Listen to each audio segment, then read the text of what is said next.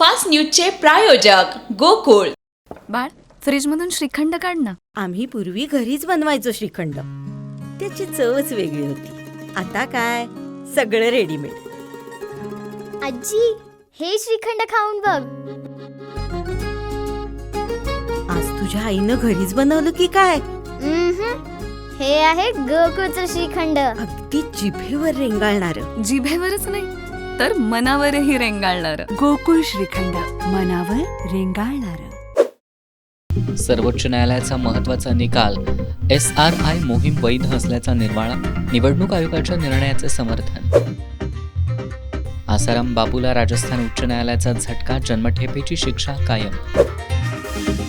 नीट paper फुटी प्रकरणी CBI कडून आणखी दोघांना अटक. एक आरोपी डॉक्टर, दुसरा प्राध्यापक. आतापर्यंत एकूण 13 जणांना बेड्या. केरळचे माजी मुख्यमंत्री P. विजयन यांच्या निवासस्थानी ईडीची छापेमारी. समर्थकांचा ईडीच्या पथकावर हल्ला. कारवर विटा फेकल्या.